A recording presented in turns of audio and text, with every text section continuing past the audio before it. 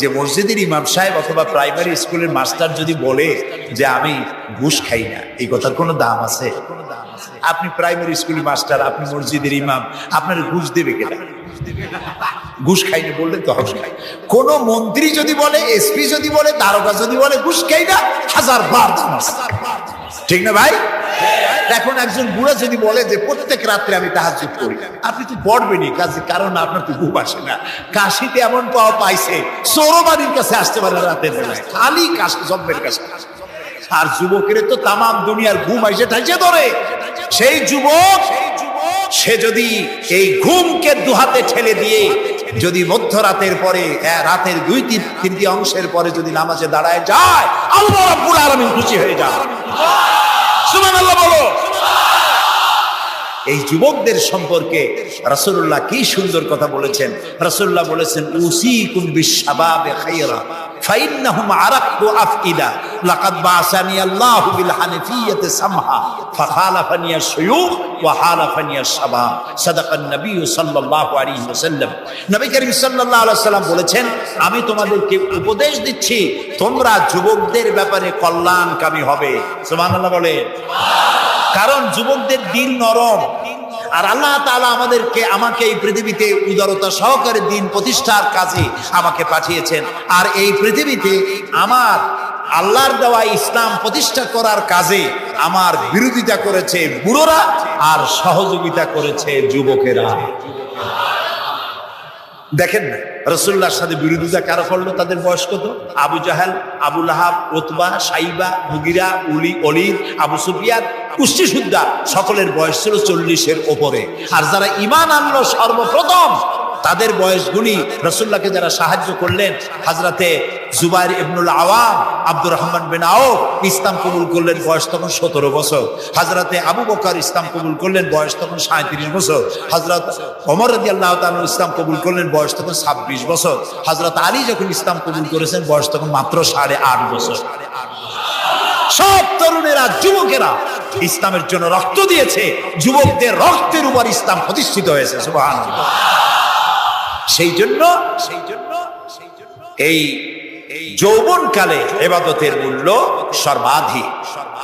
আর বুড়োরাও যখন আল্লাহর দরবারে হাত তোলে, যারা বুড়ো আছেন, আমার বয়সে যারা এসে গেছেন, আমার থেকে যাদের বয়স বেশি, আপনারা অসন্তুষ্ট হচ্ছেন না তো যে যুবকদের এত কইলাম আর আমরা কিছু পাইলাম না, এরকম বলবেন নাকি? এক বুড়ি এসে রাসূলুল্লাহকে বলছিলেন যে, রাসূল আমার জন্য দোয়া করেন, আমি যেন জান্নাতে যাইতে পারি। রাসূলুল্লাহ বলছেন, বুড়ি তো জান্নাতে যাবে না, বুড়ি জান্নাতে যাবে না, বুড়ি তো কান্দে শেষ। রাসূলুল্লাহ বলতেছেন জান্নাতে যাবে না, রাসূলুল্লাহ বলছেন বুড়ি কান্দো না, তুমি যখন জান্নাতে যাবা একেবারে যুবতী হয়ে যাবে, তখন তুমি বুড়ি থাকবা না। সুবহানাল্লাহ। সুতরাং বুড়ো মানুষের মন খারাপ করার কারণ নাই, ওই যৌবন কালটা আমরা সবাই পার করে এসেছি। সুবহানাল্লাহ। সেটা যদি ভালো কাজে করে থাকি আল্লাহর কাছে পুরস্কার পাবো, আর যদি অন্যায় করে থাকি সেজন্য আল্লাহর কাছে বিনীতভাবে ক্ষমা চাই। আল্লাহ আমাদের মাফ করুন, বলি আমিন, সবাই বলি আমিন। যুবক ভাইয়েরা আর বৃদ্ধদেরকে এখন আরেকটি কথা বলতে চাই, সেটা হলো বুড়োরা যদি আল্লাহর কাছে যখন হাত তোলে, আল্লাহ তাআলা বলেছেন, হে রাসূল ইসলামের মধ্যে থেকে যে চুল দাড়ি পাকাইছে, ইসলামের মধ্যে থেকে দাড়ি চুল পাকাই ফেলেছে, এই অবস্থায় আমার কাছে যদি হাত তোলে আর কাঁদতে থাকে, এই বুড়োটারে আমি খালি হাতে ফেরত দিতে আমার শরম করে। আমি কেমনে বুড়োটারে খালি হাতে ফিরাই? একবার হযরত ওমর রাদিয়াল্লাহু তাআলা নবী করিম সাল্লাল্লাহু আলাইহি ওয়াসাল্লামের ঘরে প্রবেশ করে দেখছেন তিনি কাঁদছেন। হযরত ওমর জিজ্ঞেস করলেন, ইয়া রাসূলুল্লাহ আপনি কাঁদছেন কেন? তিনি বললেন, এইমাত্র জিবরিল এসেছিল, জিবরিল এসে আমারে বলে গেল যে আপনার উম্মতের মধ্যে যেই সব লোক ইসলামের মধ্যে থেকে দাড়ি চুল পাকিয়েছে, কিয়ামতের দিন আল্লাহ তাআলা ওই সব বুড়া বুড়িদেরকে শাস্তি দিতে লজ্জাবোধ করবেন। হযরত ওমর বলেন, ইয়া রাসূলুল্লাহ এ তো আপনার উম্মতের জন্য শুভ সংবাদ, আপনি কাঁদেন কেন? আল্লাহর নবী বলেন, হে ওমর আমার কান্নার কারণ ভিন্ন। আমার কান্নার কারণ হচ্ছে আমার লজ্জা করে, আমার লজ্জার অনুভূতিতে আঘাত লাগে এই ব্যাপারে যখন আমি চিন্তা করি যে আল্লাহ রাব্বুল আলামিন যেই বুড়াদেরকে কিয়ামতের দিন শাস্তি দিতে লজ্জা বোধ করবেন, সেই বৃদ্ধ মানুষগুলো আল্লাহর সাথে নাফরমানি করতে লজ্জা বোধ করে না। এই জন্য এই দুঃখে এই লজ্জা আমি কাঁদি। বয়সের একটা সীমা থাকা উচিত। যে আপনি কোন পর্যন্ত পাপ করবেন। বুড়া হয়ে গেছে, তারপরে মদ খায়, তারপরে জেনা, ব্যভিচার, শয়তানি, বদমাশি, দাঁড়িয়ে এগুলি কি? দাড়ি চুল পাকা এগুলি কি? এগুলি আগে পাকতো না কারো। পৃথিবীতে সর্বপ্রথম দাড়ি আর চুল পেকেছে হযরত ইব্রাহিম আলাইহিস সালামের। এর আগে কারো দাড়ি চুল পাকে নাই। ইব্রাহিম আলাইহিস সালাম প্রশ্ন করলেন আল্লাহর কাছে যে আল্লাহ তাআলা এটা কি হলো আমার? আল্লাহ তাআলা বললেন এটা হচ্ছে ওয়াকার, এটা মর্যাদা, তোমার সম্মানকে বাড়িয়ে দেওয়া হলো। তো দাড়ি চুল পাকলে সম্মান বাড়ে। এই দাড়ি চুল পাকলো, এগুলি সিগন্যাল, সংকেত। দাড়ি পাকছে, সংকেত দেওয়া হলো তুমি কিন্তু বয়সের প্রান্তে এসেছো। চোখে কম দেখো, আর একটা সিগন্যাল, মৌতের আর একটা সিগন্যাল। খাইয়া হজম করতে পারো না, আর একটা সিগন্যাল। তুমি ঘুমাইতে পারো না, রাতের বেলায় ঘুম আসে না, আর একটা সিগন্যাল। দাঁড়াতে পারো না, কোমর ব্যথা করে, আর একটা সিগন্যাল। একটার পর একটা সিগন্যাল আসতেছে। 1 নম্বর, 2 নম্বর, ডেঞ্জার সিগন্যাল নাম্বার 10। তারপরে হুঁশ হয় না মানুষের। নাউযুবিল্লাহি মিন যালিক। আল্লাহ তাআলা আমাদের হুঁশে আসার তৌফিক দান করুন, আমরা বলি আমিন। আল্লাহ রাব্বুল আলামিন পরীক্ষার জন্য আমাদেরকে এই ময়দানে ছেড়ে দিয়েছেন। প্রশ্ন কি হবে আল্লাহ সব বলে দিয়েছেন। প্রশ্ন কি হবে? তোমার যৌবন, এ ব্যাপারে প্রশ্ন করা হবে। কোন পথে ইনকাম করেছো প্রশ্ন করা হবে। কোন পথে খরচ করেছো প্রশ্ন করা হবে। দ্বীনের ইলম যতটুকু হাসিল করেছিলে তার কতটুকু নিজে পালন করেছো, আর দ্বীনের দাওয়াত কতটুকু মানুষের কাছে পৌঁছায়ছো, প্রত্যেকটি ব্যাপারে কিয়ামতে আল্লাহর কাছে জবাব দিতে হবে। এই জন্য কবি বলছেন, আমল সে জিন্দেগি বনতি হ্যায়, ये जन्नत भी व जहन्नम भी, ये खाकी अपनी फितरत है, ना नारी ना नूरी। মানুষের জীবন আমল দিয়ে গঠন হয়, আমল দিয়ে জীবন গড়ে। নইলে এই মাটির তৈরি দেহ জান্নাত আর জাহান্নামের কিছু দিয়ে তৈরি হয়নি। আপনি ইচ্ছে করলে দেহটাকে জাহান্নামের জন্য উপযোগী করতে পারেন, ইচ্ছে করলে এই দেহটাকে জান্নাতের জন্য উপযোগী করতে পারেন। এটি আপনার ইখতিয়ারে আল্লাহ দিয়েছেন। আপনাকে বাধ্য করা হয় নাই যে সেজদা না দিলে ফেরেশতা এসে ঘাড়ের উপরে পিটাবে। সুদ ঘুষ জেনা করলে বলে ঠ্যাং পিটায় ভেঙে দেওয়া হবে না। আপনি বাধ্য নন। আপনি সম্মানিত জীব, আল্লাহ সম্মানিত প্রাণী আল্লাহ পাকের। সেই জন্য মানুষকে বাধ্য করা হয় না। অটোনোমাস বডি, অটোনমি দেওয়া হয়েছে। আপনাকে স্বাধিকার দেওয়া হয়েছে। চন্দ্র সূর্যের ব্যাপারে স্বাধিকার দেওয়া হয় নাই। রাত এখন 7:35, সূর্যের বাপেরও ক্ষমতা নাই। বাংলাদেশে এখন উঁকি মারে, ঠিক কিনা? সে এখন আমেরিকায় রোদ দিচ্ছে, তাপ দিচ্ছে আমেরিকা। ওকে নির্ধারণ করা হয়েছে যেভাবে, সেইভাবেই করতে হবে। পানি বলেন, পাহাড় বলেন, পাখি বলেন, চন্দ্র বলেন, গ্রহ বলেন, নক্ষত্র বলেন, সব জিনিস বাই হুক অ্যান্ড ক্রুক আল্লাহর হুকুম মানতে বাধ্য। আল্লাহর দেওয়া জীবন ব্যবস্থা ছেড়ে দিয়ে তোমরা কি অন্য কোন মতবাদ তালাশ করো? ওয়ালাহু আসলামা মান ফিস সামাওয়াতি ওয়াল আরদ। অথচ আকাশে যা আছে, জমিনে যা আছে, সব আনুগত্যের মস্তক আমার সামনে অবনত করে দিয়েছে। সুবহানাল্লাহ। মানুষকে আল্লাহ পাক ইখতিয়ার দিয়েছেন। ইচ্ছে করলে মাহফিলে আসতে পারেন, ইচ্ছে করলে সিনেমায় ঢুকতে পারবেন, অসুবিধা নেই। অসুবিধার জন্য কিয়ামত, ওখানে হিসাব হবে। এখানে আপনি সূর্য, চন্দ্র, ফেরেশতারও কোনো মাজাল নাই, কোনো ইখতিয়ার নাই আল্লাহর হুকুমের বাইরে কিছু করে। আল্লাহ যা করতে বলেছেন তাই করতে হবে, এর বাইরে এক চুলও নড়তে পারবে। কিন্তু মানুষেরা করতে পারে।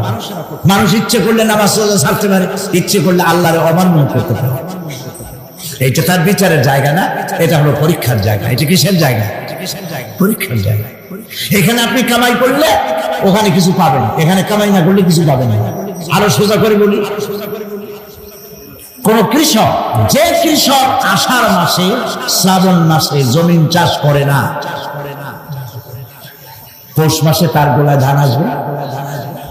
কথা বোঝেন নাকি বোঝেন? পৌষ মাসে গোলায় ধান আসবে? কোন পাগলও বলবে না যে তুমি তো চাষই করো নাই, তুমি জমিনে, তোমার জমিনের ফসল তোমার ঘরে আসবে কেন? কাজী এই দুনিয়ায় পরীক্ষা দিলে এখানে রেজাল্ট হয়, এখানে গাছ লাগাইলে এখানে ফল দেয়। কিন্তু মানুষের জন্য আল্লাহ পাক যে আমল তৈরি করেছেন, পরীক্ষা নেবেন, সেই পরীক্ষার রেজাল্ট এখানে হবে না। পরীক্ষার রেজাল্ট আউট হবে কোথায়? আখিরাত। বলেন সবাই, কোথায় হবে পরীক্ষার রেজাল্ট আউট হবে? কোথায়? আখিরাত। এখানে আপনি যা কামাই করবেন এখানে রিটার্ন দেওয়া হবে না। এখানে যা কামাই করবেন সমস্ত কামাই 700 গুণ বর্ধিত আকারে কিয়ামতে আল্লাহ আপনার হাতে ধরাই দিবেন। আল্লাহর ওয়াদা কখন মিথ্যা? মিথ্যা হয় রাজনৈতিক দলের নেতারা, এই জাতীয় লোকেরা যারা মঞ্চে আসে। তো দুনিয়ার ময়দানে আপনি যা কামাই করবেন এখানে রেজাল্ট আউট হবে, এখানে আপনি পাবেন ফল, এখানে পাবেন। যা করবেন এখানে গাছ লাগাবেন, ফল লাগাবেন, এখানে পাবেন। আর আল্লাহর জন্য যেটা করবেন সেটার ফল, সেটার রেজাল্ট কিয়ামতে পাইবেন। সুবহানাল্লাহ। এখানে পরীক্ষা দিয়ে যদি কেউ ফেল করে, ম্যাট্রিক পরীক্ষা দিয়ে ফেল করেছে, ফাজেল পরীক্ষা দিয়ে ফেল করেছে, আবার পরীক্ষা দিয়ে পাশ করার সুযোগ আছে, আবারও ফেল করেছে, আবারও পরীক্ষা দিয়ে পাশ করার সুযোগ আছে। 10 বার যদি ফেল করে আরো 10 বার পরীক্ষা দিয়ে পাশ করার সুযোগ আছে। কিন্তু কিয়ামতের দিন আল্লাহ রাব্বুল আলামিনের জীবনের পরীক্ষায় কোনো মানুষ যদি আল্লাহর আদালতে ফেল করে বসে একবার, দ্বিতীয়বার পরীক্ষা দেওয়ার আর কোনো সুযোগ নাই। এই পৃথিবীতে যদি কেউ নিম্ন আদালতে মামলায় হেরে যায়, জজ কোর্টে করবে, যদি হেরে যায় হাইকোর্টে করবে, হেরে গেলে আপিল করবে সুপ্রিম কোর্টে, সুপ্রিম কোর্টেও যদি হেরে যায় তাহলে প্রেসিডেন্টের কাছে আপিল করবে। সুযোগ আছে কয়েকবার। কিন্তু কিয়ামতের দিন জীবনের আদালতে কোনো মানুষ যদি একবার ফেল করে বসে, জীবনের মামলায় যদি একবার হেরে যায়, দ্বিতীয়বার আপিল করার আর কোনো জায়গা নাই। সে আখেরাতে রেজাল্ট আউট হবে। আমরা সব মরে যাব, আমরা সব কি হব? সব মরে যাব। আল্লাহ পাক আমাদেরকে উঠাবেন না। মানুষকে কবরে রাখার সময় আমরা কি বলি? মিনহা খালাকনাকুম, জানেন না?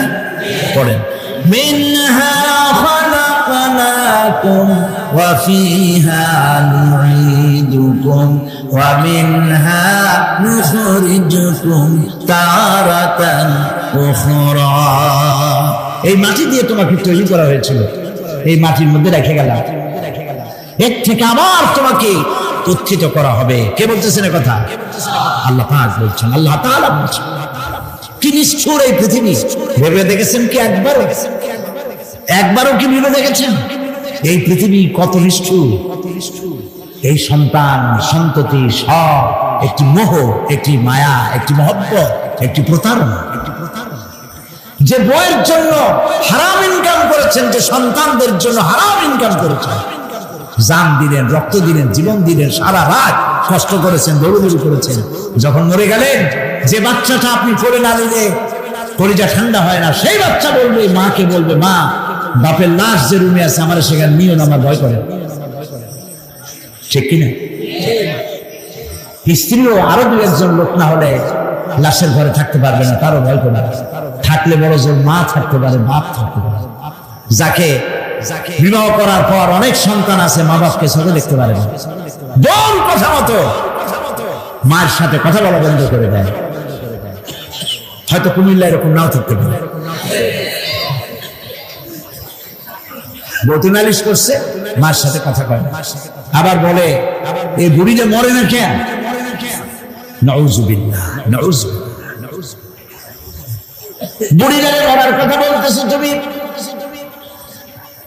তোমার ছোট্টবেলায় যখন তোমার টাইফয়েড হয়েছিল, অসুখ করেছিল, গরিব বাবা, বাড়িতে ল্যাপ নাই, খাতা নাই, তোষক নাই, সেই জায়গায় মা তার কাপড় বিছায় দিয়া বুকের উপরে নিজের শরীরের উষ্ণতা দিয়া বাঁচায় রাখার চেষ্টা করেছে, নিজে না খেয়ে খাওয়াইছে, অসুখ সারে না।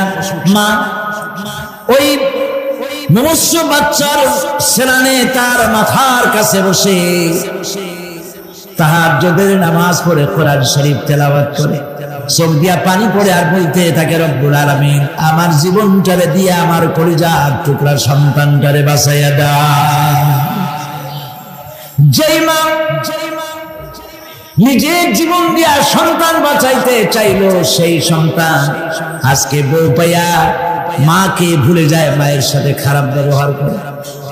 আল্লাহ রাব্বুল আলামিন বলেছেন, মা বাবার সঙ্গে খারাপ ব্যবহার করো না, ভালোবাসায় কথা বলো। ওয়াকুল লাহুমা কাওলান কারীমা, সম্মান সূচক কথা বলো। মা বাবার জন্য দোয়া করো আমার কাছে। কে বলতেছে? আল্লাহ তাআলা বলছেন দোয়া করো আমার কাছে এই ভাষায়, রব্বিরহামহুমা কামা রাব্বায়ানি সাগীরা। পড়েন সবাই, রব্বিরহামহুমা কামা রাব্বায়ানি সাগীরা।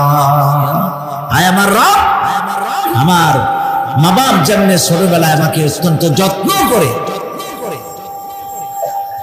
লালন পালন করেছে, আল্লাহ তাআলা তুমি দয়া করে আমার মা বাপকে তোমার রহমতের করে লালন পালন করে। সুবহানাল্লাহ। প্রত্যেক নামাজের পর সকলে এই দোয়া করবেন, মনে থাকবে? মনে থাকবে?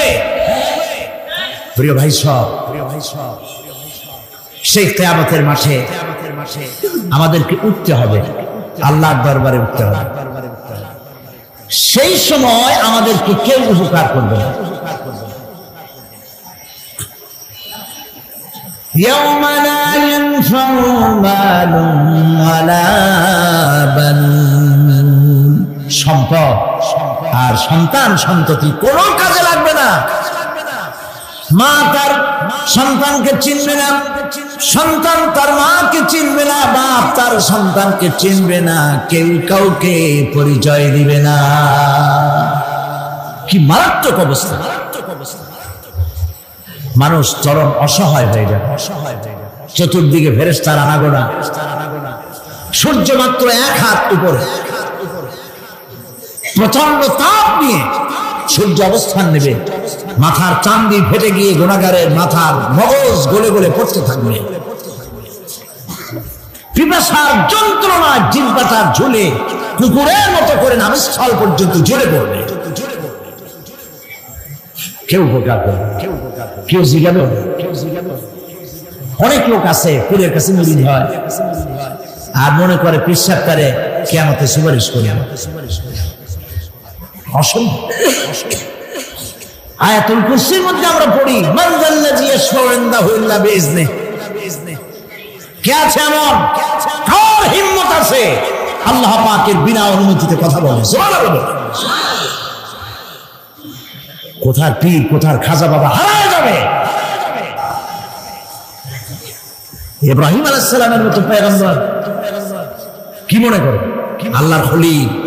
ইব্রাহিম আলাইহিস সালাম আল্লাহর কি? আল্লাহর খলিল। আল্লাহর খলিল কিয়ামতের দিন বলবেন, আল্লাহ পাক, আয় আল্লাহ তাআলা, আমার বাপের কাছে আমার একটা ওয়াদা ছিল, আমি সুপারিশ করব তার জন্য, তুমি দয়া করে আমার বাপকে জাহান্নাম থেকে ক্ষমা করো, আমি তার জন্য সুপারিশ করতেছি।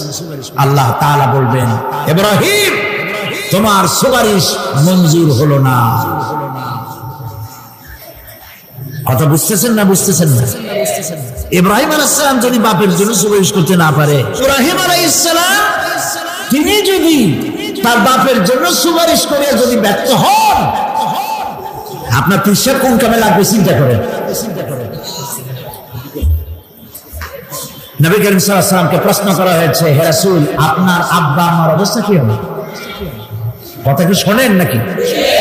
আপনার আব্বা আম্মার অবস্থা কি হবে? নবী করিম সাল্লাল্লাহু আলাইহি ওয়াসাল্লাম বলেছেন, আমি আমার আব্বা আম্মার কোন উপকারে আসবো না। ইন্না লিল্লাহি ওয়া ইন্না ইলাইহি রাজিউন।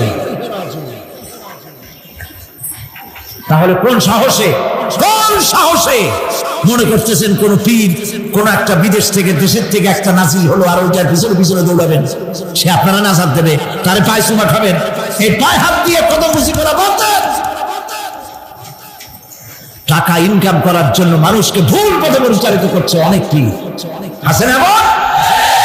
খালি মানুষের টাকা দেয়, জামায় অনেক পকেট, খালি টাকা নেওয়ার সমান ডুবাই করে দেয় চতুর্দিক দিয়ে। বাইরে বোঝার উপায় নাই, কিন্তু অনেক পীর আছে এমন। ঢাকা শহরে বড় বড় মার্কেটের মালিক, আমি জানি, বড় বড় মার্কেটের মালিক, বিরাট ব্যবসায়ী, জামা পরিষ্কার করে না 2 মাসে।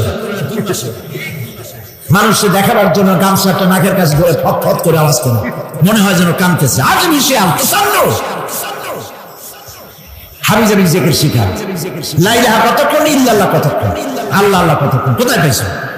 ইল্লাল্লাহ ইল্লাল্লাহ কিসের জিকির? ইল্লাল্লাহ মানে কি? আল্লাহ ছাড়া, আল্লাহ ছাড়া, আল্লাহ ছাড়া, আল্লাহ ছাড়া কি?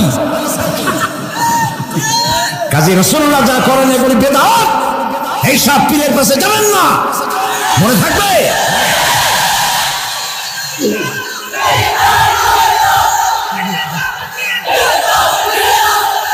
প্রিয় ভাই সব, কিয়ামতের দিন আপনার আমল, একমাত্র আমল আপনাকে বাঁচাইতে পারবে।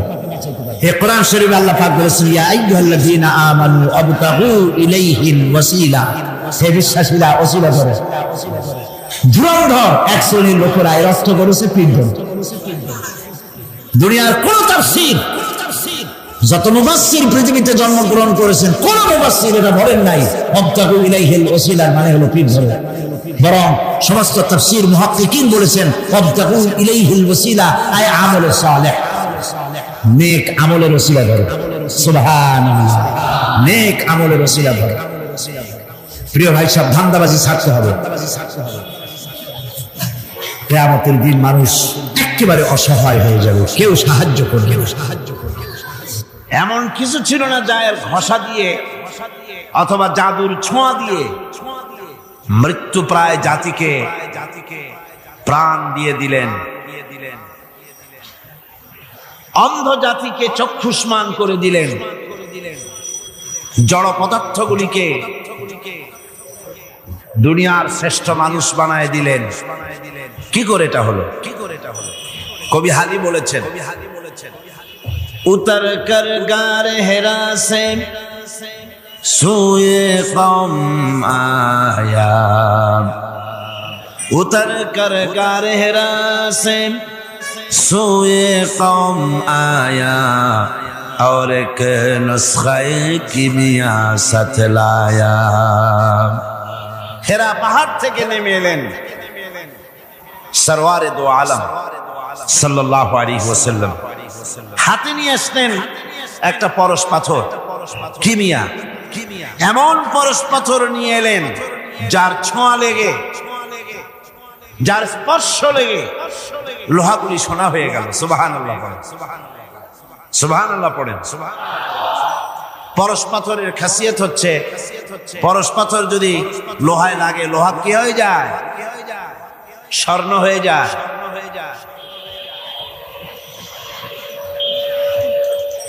কত বড় জাহিল হলে পরে আল্লাহ নবী হত্যা করতে আসতে পারে। হযরত ওমর এলেন নবীকে হত্যা করার জন্য। সেই হযরতে ওমর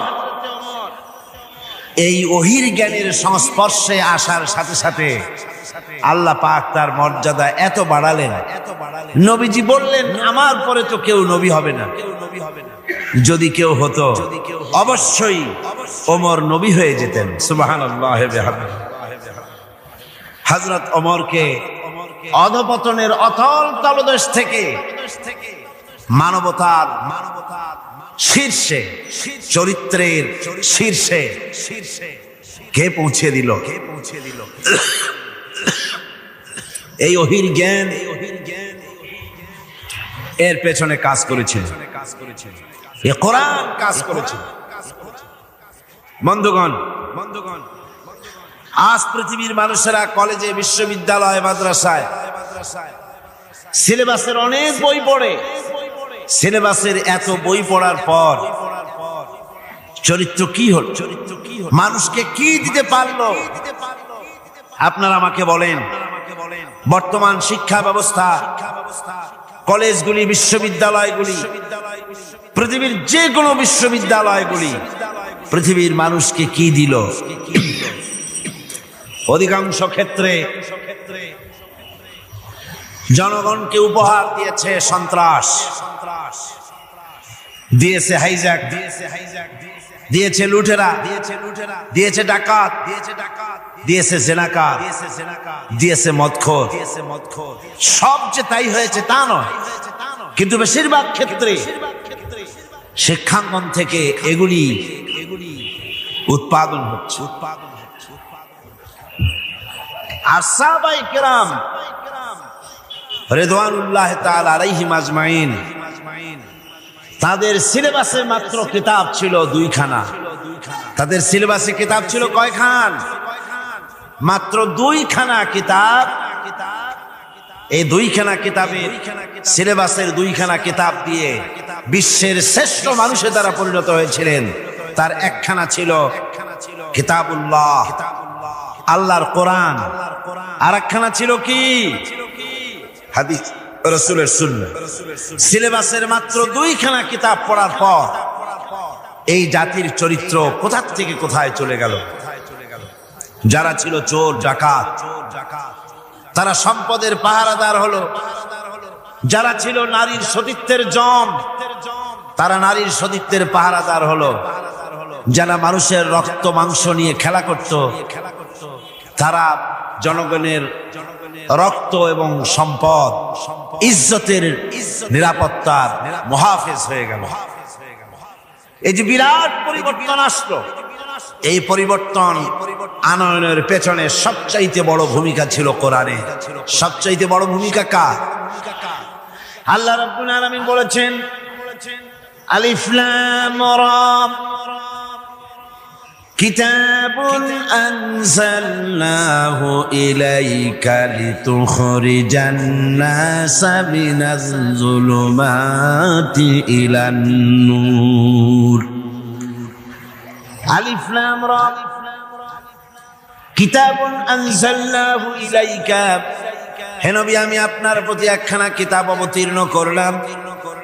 এটা এমন একখানা কিতাব যা দিয়ে আপনি লিতুখরিজান নাসা মিনাজ যুলুমাতি ইলান নূর, মানব মণ্ডলীকে অন্ধকার সমূহ থেকে, পঞ্জীভূত জমাট বাঁধা অন্ধকার সমূহ থেকে মানুষগুলিকে আলোর দিকে নিয়ে আসবেন। এই জন্য কোরআন দিলাম। কোরআন এসেছে মানুষকে অন্ধকার থেকে আলোর দিকে টেনে আনার জন্য। অন্ধকার সমূহ, এর অর্থ হচ্ছে পৃথিবীতে মানুষের তৈরি করা যত মতবাদ আছে সব হলো অন্ধকার, আর আলো হচ্ছে ইসলাম। আলো কি? সবাই বলেন আলো কি? ইসলাম। রাসূল করিম সাল্লাল্লাহু আলাইহি সাল্লাম এই কোরআন দিয়েই মৃত্যু প্রায় জাতিটাকে পৃথিবীর শ্রেষ্ঠ জাত বানায় দিলেন। তার মধ্যে যে জিনিসটি তিনি সৃষ্টি করেছিলেন, যার মাধ্যমে জাতির এই উন্নতি হলো, অগ্রগতি হলো, সেটা হলো ঈমান। সে জিনিসটা কি ছিল? আরো জোরে বলেন, সেটা কি ছিল? ঈমান, বিশ্বাস। এই বিশ্বাস, এই ঈমান, এটার মূল্যই সবচেয়ে বেশি। আপনি কতবার সিজদা করলেন, কতবার পূর্ব পশ্চিমে মুখ ঘুরালেন, এটাই কিন্তু মূল কথা নয়। গত 2 দিন এ কথাই আপনাদের সামনে আলোচনা করা হয়েছে। আজকে বাকি কথাগুলি বলবো ইনশাআল্লাহ। সবাই বলেন ইনশাআল্লাহ। একটু জোরে সোরে জিকির করেন, লা ইলাহা ইল্লাল্লাহ, লা ইলাহা।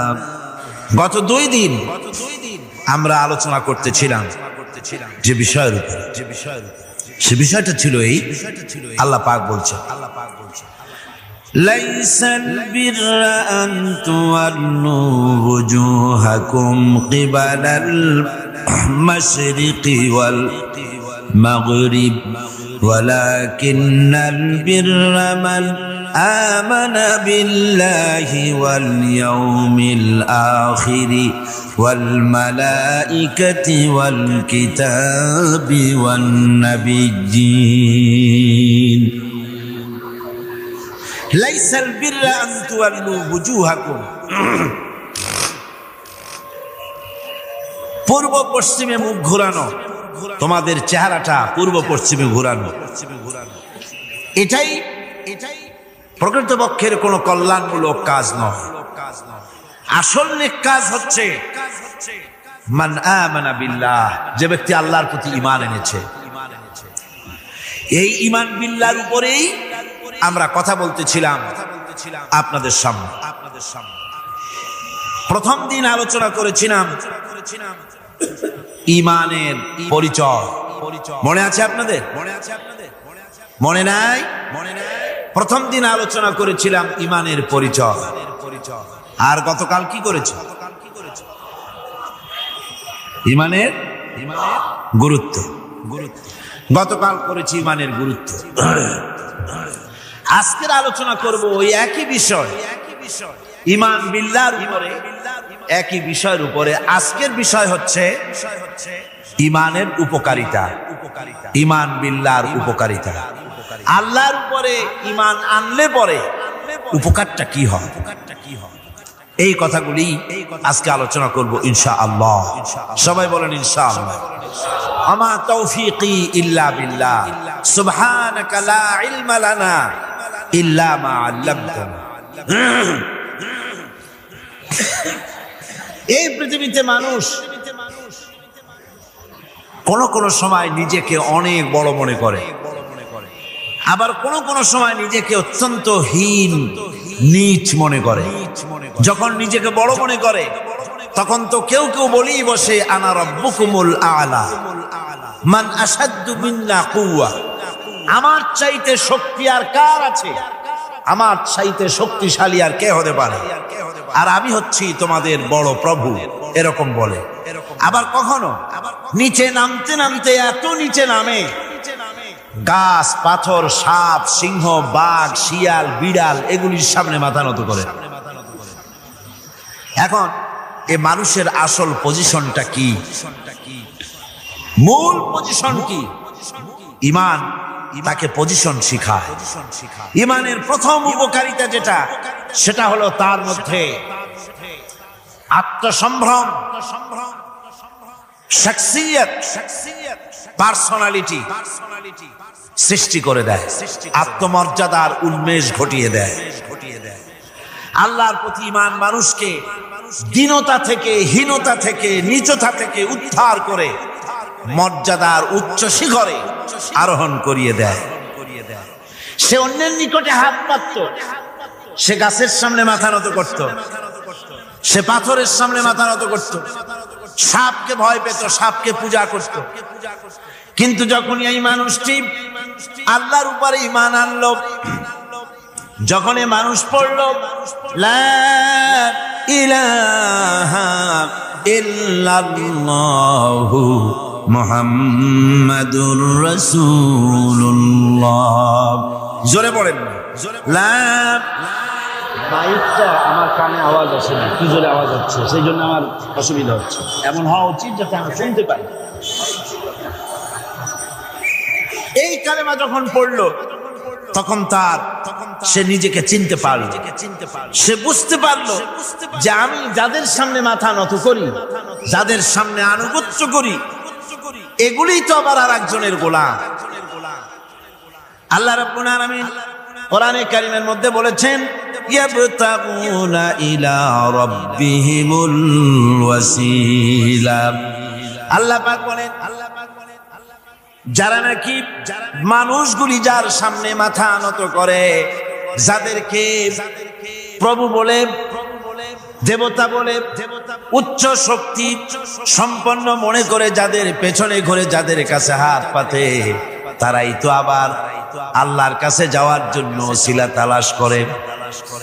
সুতরাং তার ভুল ভেঙে যায়। সে তখন দেখতে পায়, সে তখন বুঝতে পারে যে একজন এমন শক্তি আছে, একমাত্র তার কাছেই মাথা নত করতে হয়, আর কারো কাছে করা যায় না।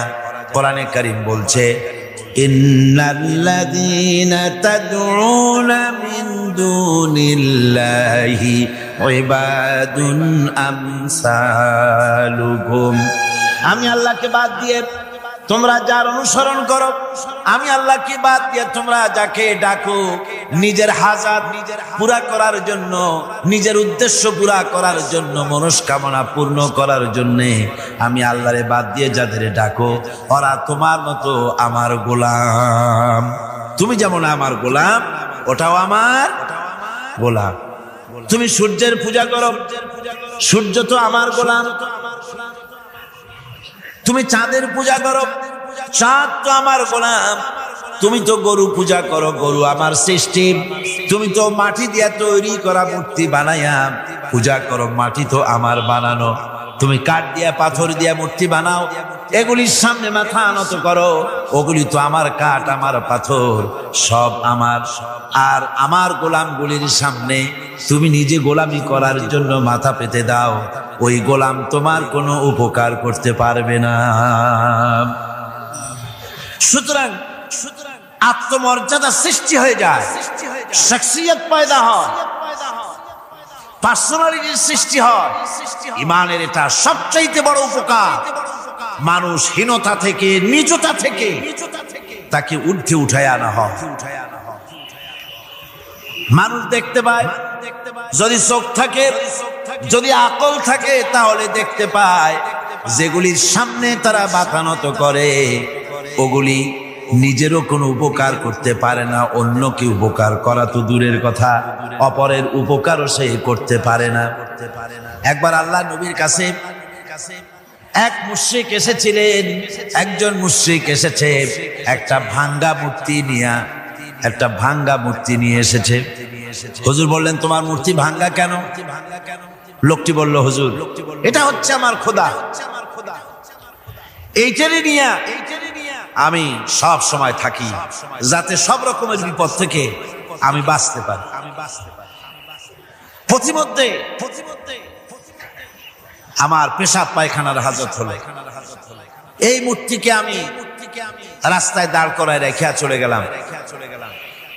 পেশাব পায়খানার কাজ শেষ করে এসে দেখি যারে আমি খোদা বলি, যে আমার যে বিপদে বাঁচাবে, তার মাথা থেকে পা পর্যন্ত একদম ভিজা। ভাবলাম নিশ্চয়ই কোন বরকতের পানি ছাড়া আর কি হতে পারে। এটাকে বরকতের পানি মনে করে আমি যখন চাটা আরম্ভ করলাম, চাটতে গিয়ে দেখি কেমন টক টক লাগে, আর একটা উৎকট একটা দুর্গন্ধ, অ্যাসিডের মতো ঝাঁসালো গন্ধ। জিনিসটাকে চিন্তা করলাম, পানিটা যদি বরকতের হবে তাহলে তো এরকমের গন্ধ হওয়া উচিত। পরে এদিক ওদিক তাকায় দেখি দূরে একটা কুকুর দাঁড়ানো আছে, আর তার নিচের থেকে পানি টপকাচ্ছে। তখন বুঝলাম যে এটা কোন বরকতের পানি। কয়, হুজুর মেজাজটা খারাপ হয়ে গেছে, ঠ্যাংটা ধরে একটা আছাড় মারলাম। কুত্তার পেশাব দিয়া তুই নিজেরে বাঁচাইতে পারিস না, আমারে বাঁচাবি কেমন? ওর জেহেন খুলে গেছে। হুজুর সাল্লাল্লাহু আলাইহি ওয়াসাল্লাম হেসে দিলেন। হাদিস শরীফে এসেছে, এই একদিন হুজুর হেসেছিলেন যখন তার দন্ত মোবারক সব বিকশিত হয়েছিল। হুজুর বলছেন, আমার কাছে কেন এসেছো তোমার এই ভাঙ্গা খোদারে নিয়ে? লোকটি বলছে, হুজুর আমি বুঝতে পেরেছি, আমি তো ভুলের মধ্যে ডুবেছিলাম, আমি বুঝতে পেরেছি এগুলি তো আসলে কিছুই না, আমি সত্যের সন্ধানে এসেছি, সত্যের আলোকে আমাকে পৌঁছে দেন। নবীজি পড়লেন, পড়ো লা ইলাহা ইল্লাল্লাহু মুহাম্মাদুর রাসূলুল্লাহ। এরা আপনাকে কি সাহায্য করবে? ও তো নিজের সাহায্যই করতে পারে না। কথা ঠিক কিনা? জোরে বলেন, পারে না, নিজে বাঁচাতে পারে না, আপনারে বাঁচাবে কেন? এই জন্য ইমান যখন আনেন, ইমানের সবচাইতে বড় উপকারিতা হচ্ছে মানুষকে আত্মমর্যাদা দিয়ে দেয়। তার সম্মান, নিজের সম্মান সে বোঝে, সে বুঝতে পারে যেহেতু ক্ষমতা দুনিয়ায় কারো নাই, ক্ষমতার মূল উৎস আমার আল্লাহ রাব্বুল আলামিন। আল্লাহ পাক বলেছেন, আন্নাল কুওয়াতা লিল্লাহি জামিআ, সমস্ত ক্ষমতার উৎসকে। সন্দেহ আছে? আপনারা যেভাবে আল্লাহর নাম জিজ্ঞেস করলে যেভাবে বলেন, তাতে মনে হয় কিসের ফেব্রুয়ারিতে রোজা আসবে, রোজা এখনই শুরু হয়ে গেছে। আপনারা ভাতও খান নাই, ইফতারও করেন নাই, সেহরিও কপালে চড়ে নাই, এমনই দুরবস্থা। এরকম তো হওয়া উচিত না। আমি তো দীর্ঘদিনের লালিত স্বপ্ন ইসলামের বিপ্লব হবে চট্টগ্রাম থেকে, আর সেই মুজাহিদরা যদি আল্লাহর নামটা নিতে যদি মহব্বতের সাথে না নিতে পারি তো একটা কথা হইল। জোরে সরে বলেন, সমস্ত ক্ষমতার উৎস কে? হ্যাঁ, এবার না বোঝা গেল যে পারবেন। আল্লাহ পাক হচ্ছেন সমস্ত ক্ষমতার উৎস। এইটা যদি বিশ্বাস করেন তাহলে আপনাকে পরাভূত করতে পারে, পরাজিত করতে পারে এমন ক্ষমতা এই পৃথিবীতে কারো। আল্লাহ রাব্বুল আলামিন বলেছেন, ওয়ামা লাকুম মিন দুনিল্লাহি মিন ওয়ালিয়্যিন ওয়ালা নাসীর। তিনি ছাড়া তোমাদের কোনো অভিভাবক নাই, সাহায্যকারীও নাই। মুমিনের ওলি কে? মুমিনের অভিভাবক কে? সাহায্যকারী কে? আল্লাহ পাক। আমার বন্ধুগণ, সুতরাং পার্সোনালিটি তৈরি হবে। ইমানের সবচাইতে বড় উপকারিতা, প্রথম উপকারিতা হচ্ছে এই, মানুষকে ব্যক্তিত্ব সম্পন্ন করে দেয়। সে কাউকে ভয় করে না, সকলে তারই ভয় পায়। কয় সুবহানাল্লাহ। আল্লাহ রাব্বুল আলামিন বলেন, ওয়াইন ইয়ামসাসকাল্লাহু বিদুররিন ফালা কাশিফা লাহু ইল্লা হুয়া ওয়া ইউরিদকা বিখাইরিন ফালা রাদ্দা লিফাদলি। আল্লাহ পাক বলছেন, আল্লাহ রাব্বুল আলামিন তোমাকে যদি কোনো বিপদ দেন, এই বিপদ থেকে তোমাকে কেউ মুক্ত করতে পারবে না, কেউ বাঁচায় দিতে পারবে না। আল্লাহ যদি তোমার জন্য বিপদ রেখে দিয়া থাকেন, এই বিপদ থেকে বাঁচাবার ক্ষমতা কারো নাই। আর আল্লাহ যদি তোমাকে কোনো কল্যাণ দিতে চান, তাহলে সেই কল্যাণ প্রতিহত করতে পারে, সে কল্যাণের পথে বাধা দিতে পারে। আকাশে জমিনে এমন কেউ নাই। সুবহানাল্লাহ পড়ে। কাজে শক্তি তো সবটাই আল্লাহ রাব্বুল আলামিনের, ক্ষমতা সবটা কার? আল্লাহ সুবহানাহু ওয়া তাআলা। কল্যাণও করেন তিনি, আর অকল্যাণ যদি করেন, সে অকল্যাণ থেকে বাঁচবার উপায় নাই। কল্যাণ যদি করতে চান, ঠেকাবারও কারো উপায়। মুমিন ব্যক্তির আত্মমর্যাদা এভাবে বেড়ে যায় ইমানের কারণে। ইমানের কারণে তার আত্মমর্যাদাটা এত বেড়ে যায় যে সে হক কথা বলতে গিয়া রিজেকের চিন্তা করে না, চাকরির চিন্তা করে না। হক কথাটা যদি বলি, আমি সরকারি চাকরি করি, হক কথা বললে বলে চাকরি থাকবে না। ইমামতি করি, হক কথা বললে বলে চাকরি থাকবে না। এই জাতীয় হীনমন্যতা তার মনের ভিতরে জায়গা পাবে না। যেহেতু কোরআন তার শিখাইছে, কিসের ভয়? রিস্কের চিন্তা করো।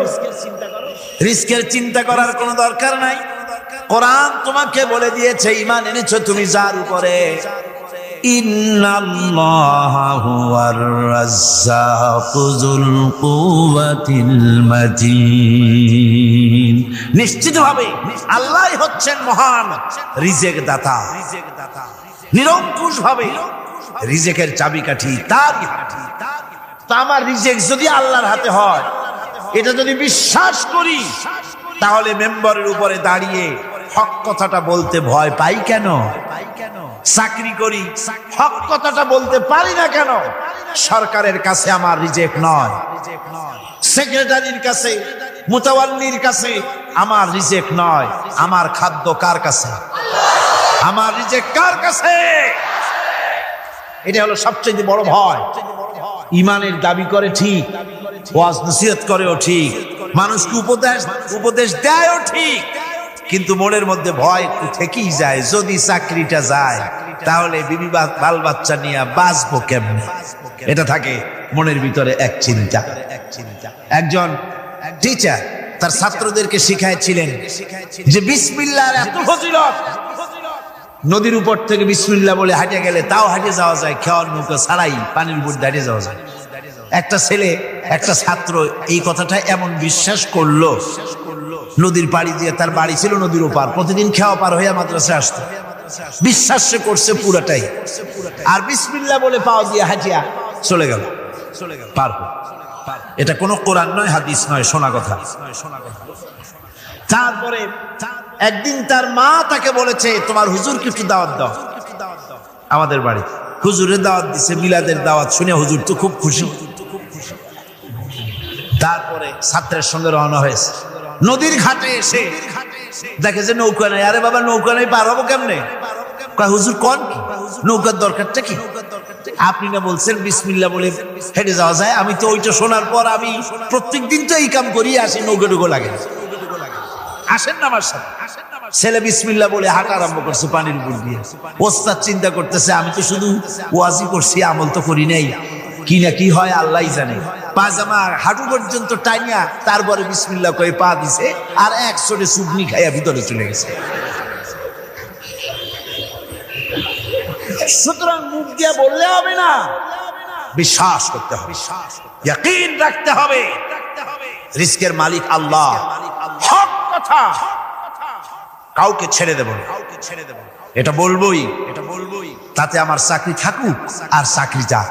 এর নাম হলো আত্মমর্যাদা। এর নাম কি? আত্মমর্যাদা।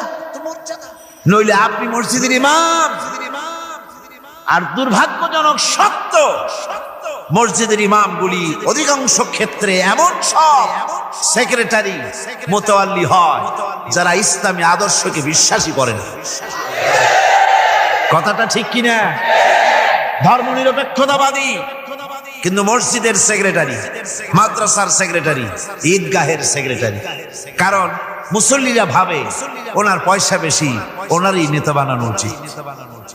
অথচ কোরআন নিষেধ করেছে এমন কোন লোক মসজিদের মোতাওয়াল্লি সেক্রেটারি হতে পারে না যে ব্যক্তি আল্লাহর পথে পরিচালিত নয়, যে আল্লাহকে মানুষের চাইতে বেশি ভয় না করে, যে ব্যক্তির ভিতরে দ্বীন নাই, ঈমান নাই, ইসলামী আদর্শ নাই, শুধু পয়সার বিনিময় সেক্রেটারি মেম্বার মোতাওয়াল্লি হয়ে বসে আছে, আর ইমাম ভয়ের সুরে কথা বলে না। আছেন এমন? আচ্ছা, মাদ্রাসা, মসজিদ, ওয়াজ মাহফিল, চাকরির জায়গা, কোর্টে, কাছারিতে, আদালতে, সর্বত্র মুমিন ব্যক্তি বলতে পারবে তখন যখন ঈমান বিল্লাহ পোক্ত হবে। আল্লাহর প্রতি ঈমানটা যখন পোক্ত হবে, তখন সে বুঝবে এ চাকরি আমার পায়ের গোলাম। এখানে যদি আমার চাকরি না থাকে, অন্য জায়গা থেকে রিস্কের ব্যবস্থা আল্লাহ পাক আমাকে করে দিবেন। এটাই হচ্ছে ঈমান বিল্লাহর প্রথম উপকারিতা। পয়লা নম্বরের উপকারিতা, মানুষকে পার্সোনালিটি সৃষ্টি হয়ে যায়, তার মধ্যে শক্তি আসে, ঈমানি মজবুতি আসে, তার মধ্যে শখসিয়ত আসে, তার মধ্যে ব্যক্তিত্ব আসে, আত্মমর্যাদা আসে, আত্মসম্ভ্রম সৃষ্টি হয়। এটা হলো পয়লা নম্বরের উপকার। ঈমান আনার জন্য আল্লাহর প্রতি মানুষ ঈমান আনলে পরে 2 নম্বরে যে উপকারটা হয় সেটা হলো মানুষের ভিতর থেকে অহংকার দূর হয়ে যায়। অহংকার থাকে না। যে ব্যক্তি ঈমান বিল্লাহ যার ভিতরে ঢুকে যায়, আল্লাহর ঈমান পরিপূর্ণরূপে এসে যদি যায়, তাহলে তার ভিতরে অহংকার থাকে না। কেন থাকে না? অহংকার থাকে না এই জন্য, যেহেতু মুমিন ব্যক্তি জানে আল্লাহ রাব্বুল আলামিন জানে, আল্লাহ রাব্বুল আলামিনের সামনে বান্দা জানে, কথা বুঝতে পারে, কোরআন পড়ে জানে যে আমি আল্লাহর সামনে সম্পূর্ণ অসহায়। যে যার কিচ্ছু নাই সে কি অহংকার করতে পারে? অর্থ নাই, বিত্ত নাই, কিছু নাই, সে কি অহংকার করে? অহংকার কারা করে? অহংকার করে যাদের অর্থ আছে, বিত্ত আছে, শিক্ষা আছে, বিদ্যা আছে, স্বাস্থ্য আছে, জমি আছে, জমা আছে, বাড়ি আছে, কল আছে, কারখানা আছে, গাড়ি আছে, এরাই না অহংকার করে। কিন্তু ঈমান বিল্লাহ যখন আসি, তখন সে বুঝতে পারে আমার শক্তি কোন শক্তি নয়। ওয়া হুয়াল কাহিরু ফাওকা ইবাদি। সমস্ত আল্লাহ রাব্বুল আলামিন বলছেন সমস্ত বান্দার উপরে কর্তৃত্ব হচ্ছে আল্লাহ পাকের। আল্লাহর কর্তৃত্ব থেকে বেরিয়ে আসার ক্ষমতা কারো নাই। সবচাইতে শ্রেষ্ঠ শক্তি কার? আল্লাহ পাক। ওই আল্লাহ রাব্বুল আলামিন বলেছেন, চ্যালেঞ্জ করেছেন, যদি সম্ভব করতে পারো, অহংকার করতেছ, বড়াই করতেছ, যদি সম্ভব করতে পারো আমার জমিন থেকে বেরিয়ে যাও। যদি সম্ভব করতে পারো, অহংকার তো খুব করো, বাস করো আমার জমিনের উপরে, খাও আমার ফসল। জীবন আমি দিলাম, চক্ষু আমি দিলাম, আমার চোখ দিয়ে দেখো, আমার দেওয়া কান দিয়ে শোনো, আমার দেওয়া বিবেক দিয়ে চিন্তা করো, সব তো আমি দিয়েছি। তারপরেও যদি অহংকার করো, ইয়া মাশারাল জিন্নি ওয়াল ইনসি ইন ইসতাতা'তুম আন তানফুযু মিন আকতারিস সামাওয়াতি ওয়াল আরদ فانفذوا لا تنفذون إلا بسلطان। হে পৃথিবীর মানুষেরা, হে পৃথিবীর জেনেরা, ইয়া মাশারাল জিন ওয়াল ইনস, হে পৃথিবীর মানুষ, মনুষ্য জাতি এবং জিন, যদি সম্ভব করতে পারো তাহলে আমার ইহাতা থেকে, আমার জমিন থেকে, আমার জমিনের উপর থেকে বেরিয়ে যাও। এমন দেশে যাও যেখানে আমার সূর্য নাই, যেখানে আমার চন্দ্র নাই, যেখানে আমার আলো নাই, যেখানে আমার বাতাস নাই, অক্সিজেন নাই, আমার পানি নাই। এমন কোন জায়গা যদি পাও, বেরিয়ে চলে যাও। যাওয়া যাবে? আর যারা জবাব দিলেন না তারা পারবেন না। যাওয়া যাবে। আল্লাহ পাক বলছেন, ফানফুযু লা তানফুযুনা ইল্লা বিসুলতান। আমার রাজত্ব থেকে, আমার ইহাতা থেকে, আমার পরিমণ্ডল থেকে, আমার কর্তৃত্ব থেকে বেরিয়ে যাওয়ার কোনো পথ নাই। কেউ বেরিয়ে যেতে পারবে না। আকাশ দিয়ে, জমিন দিয়ে পরিবেষ্টন করে রেখেছি, পালাবার উপায় নাই, ভাগবার জায়গা নাই। এই কথা মুমিন যখন পড়ে, আস্তে করে মাথা নিচু হয়ে আসে, আমি কত দুর্বল আমার মহান আল্লাহর সামনে। সুবহানাল্লাহ। এই জন্য আমি বলি, কিসের বড়াই করবে? কিসের বড়াই? বিদ্যার বড়াই। কতটা বিদ্যা অর্জন করেছেন, কতটুকু শিখেছেন? আপনার থেকে আরো অনেক শিক্ষাবিদ রয়েছেন, আবার তার থেকে আরো অনেক শিক্ষাবিদ রয়েছেন। কতটুকু শিখেছেন? এখনো ছাত্র, অনেক কিছু আছে যা আপনি আজও জানতে পারেন নাই। সারা জীবন আমরা তালিবে ইলম, সারা জীবন আমরা ছাত্র। মুহাদ্দিস হন, মুফাসসির হন, প্রফেসর হন, প্রিন্সিপাল হন, যেই হন না কেন, চিকিৎসাবিদ, চিকিৎসা বিজ্ঞানী, রাষ্ট্রবিজ্ঞানী, দার্শনিক, যেই হোক না কেন, সব ছাত্র। সব কি? ছাত্র। বহু কিছু এমন আছে যা আজও মানুষ উদ্ধার করতে পারে নাই, শিখতে পারেনি। সুতরাং শিক্ষার বড়াই করে। এরপরে অর্থের বড়াই করবা। কয়টা টাকার মালিক হয়েছে তুমি? টাকার বড়াই করে মানুষ। জিজ্ঞেস করা হয়, মিয়া সাহেব রোজা রাখেন না কেন? কয় রোজা রাখবো, চাউলের অভাব আছে নাকি? না দানের অভাব আছে, না টাকার অভাব আছে। নাউজুবিল্লাহ। কত টাকা হয়েছে? আল্লাহ রাব্বুল আলামিন যদি ইচ্ছা করেন এমন রোগ দিয়া দিতে পারেন, হার্টের ভিতরে ক্যান্সার দিয়ে দিতে পারেন, ব্রেনের ভিতরে টিউমার দিয়ে দিতে পারেন, রক্তের ভিতরে ক্যান্সার দিয়ে দিতে পারেন, হাড়ের ভিতরে ক্যান্সার ঢুকায় দিতে পারেন। এমন রোগ হয়ে যেতে পারে ডাক্তারের 14 গোষ্ঠী গুলে খেলেও রোগ ভালো হবে না। সারা জীবন যত টাকা কামাই করেছেন, গোষ্ঠী বেচতেও ঔষধের পয়সা হবে না। পারবে কিনা আমার আল্লাহ? জোরে বলেন, পারবেন কিনা? পারবেন। প্রচন্ড ক্ষমতা। কাজী বান্দা যখন এগুলি পড়ে, মাথাটা নিচু হয়ে আসে যে ক্ষমতা তো তা, বড়াই করার কোনো উপায় নাই। আমরা কিতাবের মধ্যে পড়েছিলাম, সেই আল মুস্তাতরফ একটা কিতাব ছিল, আলেমে পড়ানো হতো। মৌলানা শামসুদ্দিন সাহেব পড়েছেন নিশ্চয়ই?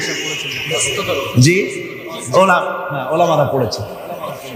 সেই কিতাবে আলেম ক্লাসে পড়ানো হতো। তখন আমাদেরকে একটা আরবি সাহিত্য, ওই আরবি সাহিত্যের ভিতরে পড়েছিলাম। সেখানে এক জমিদার বিবাহ, তারপরে তার নবপরিণীতা স্ত্রীকে নিয়ে খেতে বসেছে। এমন সময় এক ভিক্ষুক এসেছে। জমিদাররা দরজার কাছে দিয়ে বেচারাকে ধমক দিয়ে বের করে দিয়েছে, ভিক্ষা নেওয়ার আর তুমি সময় পাও না, আমি বিয়ে করেছি, নতুন বউ নিয়ে খাইতে বসছি, বেরো এখান থেকে।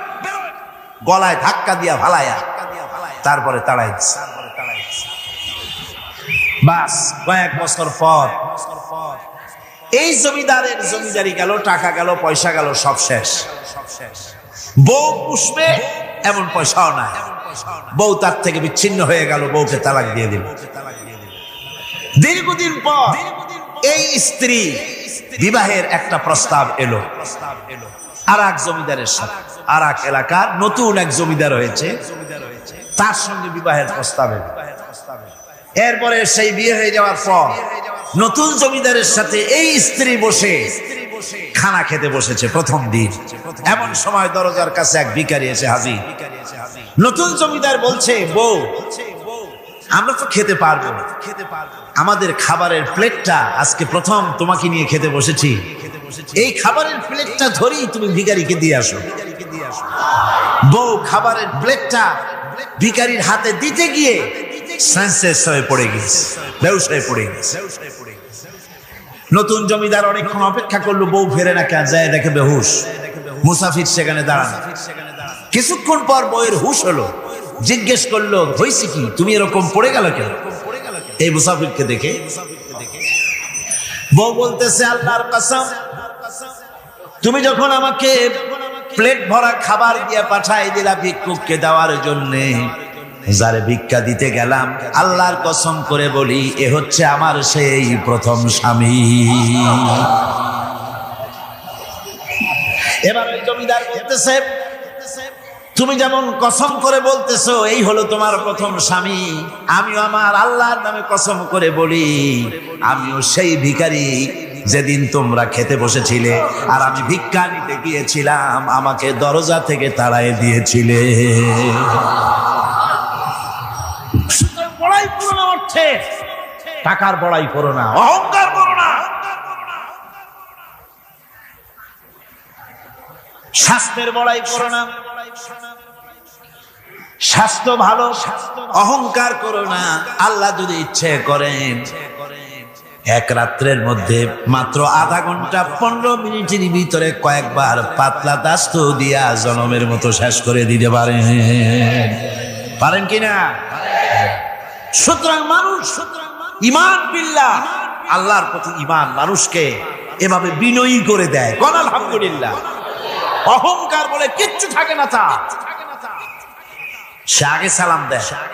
ঈমান বিল্লাহ, যার মধ্যে ঈমান, আল্লাহর ঈমান ঢুকে যায়, তার আগে কেউ সালাম দিতে পারে না। রাসূলুল্লাহ বলেছেন, যে ব্যক্তি আগে সালাম দেয় সে অহংকার মুক্ত। জোরে বল সুবহানাল্লাহ। এখন তো সালাম শুধু পেতে চায়। দারোগা চিন্তা করে, পুলিশেরা আমারে সালাম দেবে, আমি ওরে সালাম দিতে যাবো কেন? ও প্রত্যেক দিন আমারে দেয় স্যালুট, আমি দেবো ওরে সালাম, একটা কথা। এসপি মনে করে ইন্সপেক্টররা আমারে সালাম দিবে, আইজি মনে করে এসপিরা আমারে সালাম দিবে, প্রেসিডেন্ট মনে করে মন্ত্রীরা আমারে সালাম দিবে, হুজুররা মনে করে মুরিদরা আমারে আগে সালাম দিবে। না, এটা সুন্নাতের খেলাফ। রাসূলুল্লাহর আগে কেউ সালাম দিতে পারে নাই। জোরে কোন সুবহানাল্লাহ। আগে সালাম দাও।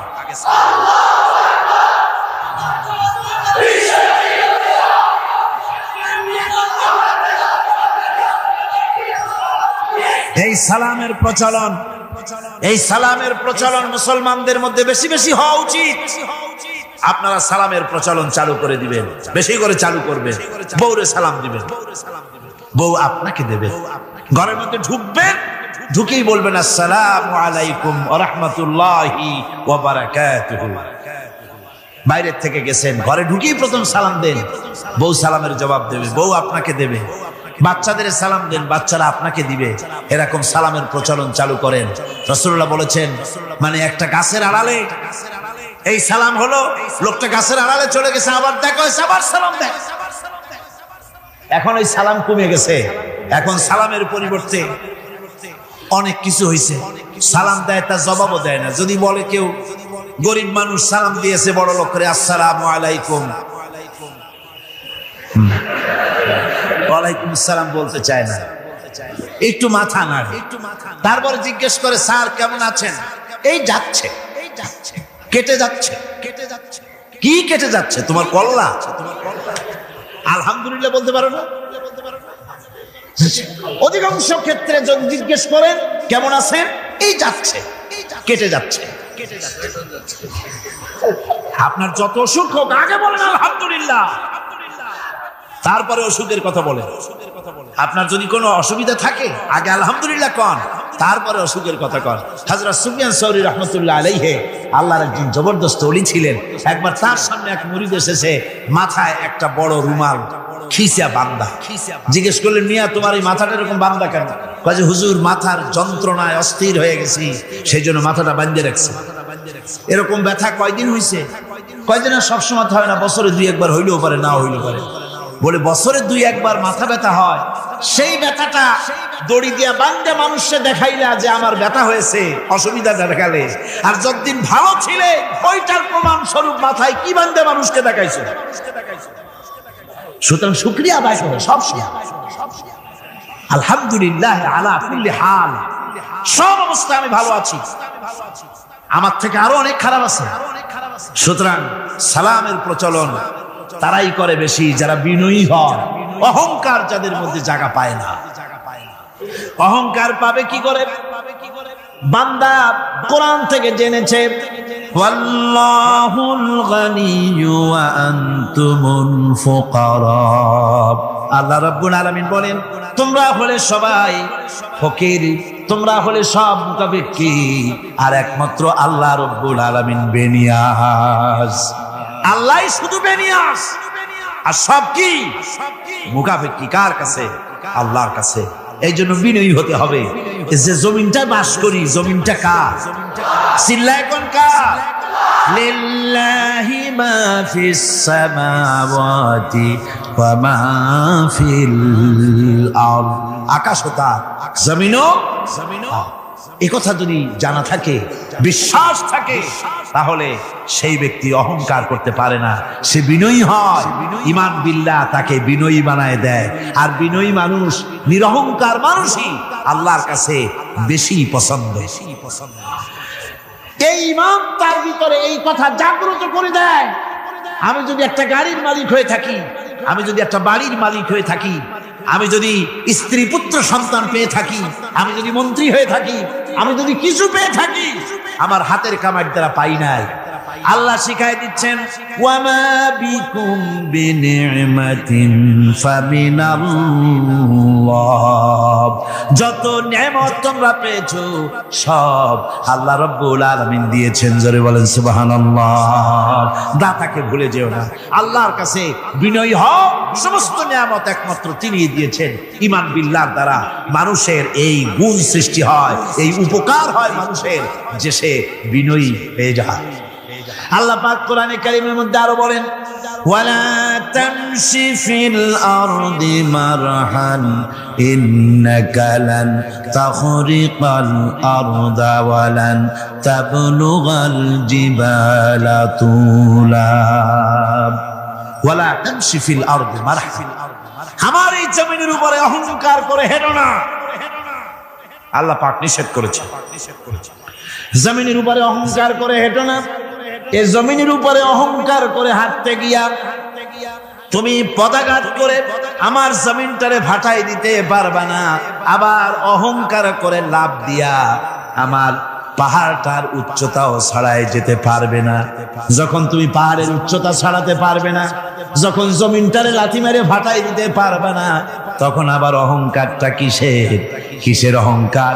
নিজের দিকে তাকাও, তোমারে আমি বানাইছি কি দিয়া? তোমার পেটের মধ্যে কি? তোমার শরীরের মধ্যে কি? মলমূত্র দিয়ে পেটটা ভরা, আর দুনিয়ায় এসেছো এক ফোঁটা নাপাক পানি দিয়ে।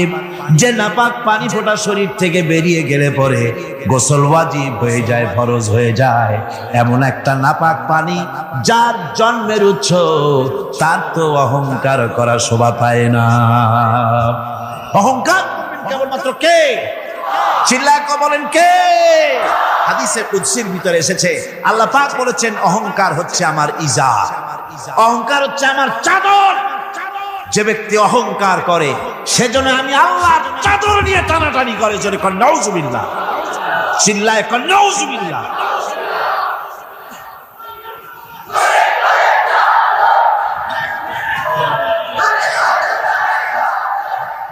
আমার বন্ধুগণ,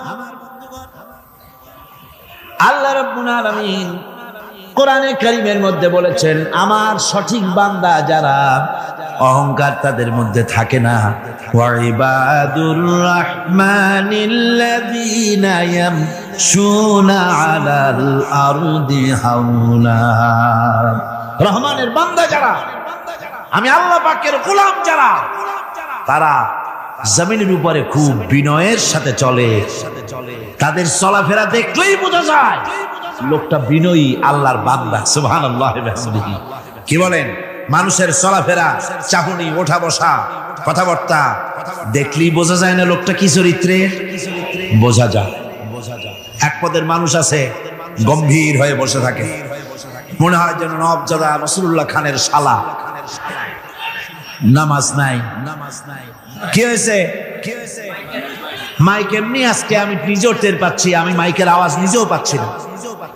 মাইকটা ভালো করে দেন, মাইকের অপারেটর, আর জোরে সোরে একটু জিকির করেন, লা ইলাহা ইল্লাল্লাহ, লা ইলাহা ইল্লাল্লাহ,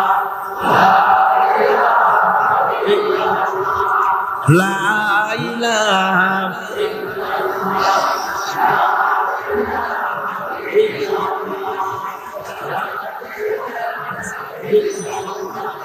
বসেন, বসুন।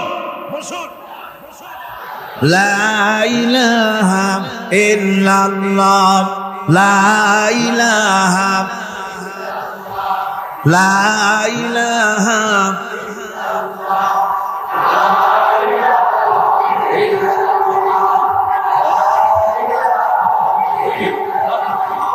লা ইলাহা ইল্লাল্লাহ মুহাম্মাদুর রাসূলুল্লাহ।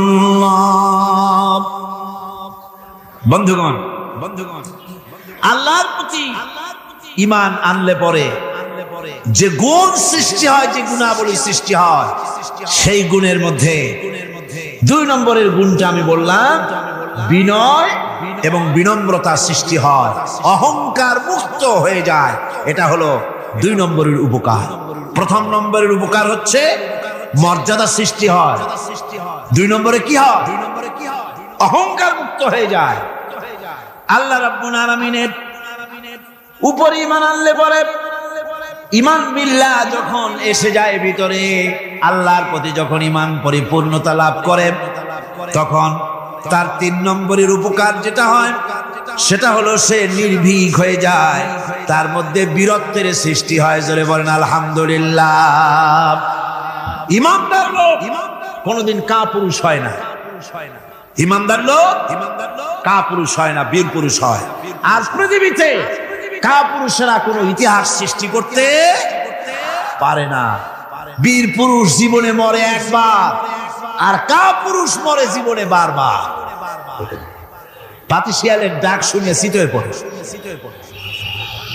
ট্রাকের টায়ার পাংচার হয়েছে, আওয়াজ শুনে হার্ট ফেল করে। এই হলো যারা নাকি ঈমানের দিক থেকে দুর্বল, তাদের এই অবস্থা।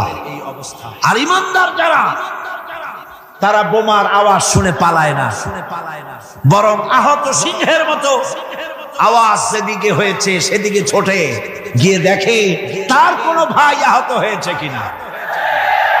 হযরত ইয়াকুব আলাইহিস সালাম, কলিজার টুকরা সন্তান হযরত ইউসুফ আলাইহিস সালামের জন্য তার মনটা পাগল ছিল।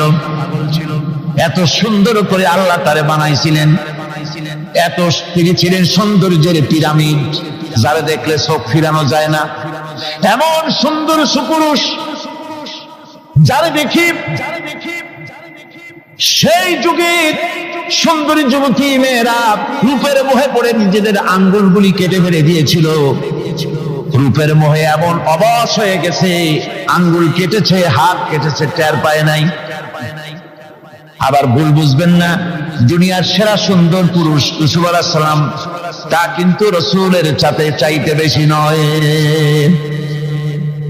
হযরত উম্মুল মুমিনিন আয়েশা রাদিয়াল্লাহু তাআলা আনহা তিনি বলেছেন, যেই সব সুন্দরী রমণীরা ইউসুফ আলাইহিস সালামকে দেখে রূপের মোহে পড়ে নিজেদের আঙ্গুলগুলো কেটে ফেলেছিল, ওরা যদি আমার হাবিবকে দেখতো, ওরা যদি আল্লাহ রাসূলকে দেখতো, তাহলে হাত কাটতে কাটতে কোন ফাঁকে যে কলিজা কেটে ফেলে দিত, ওরা টের পেত না।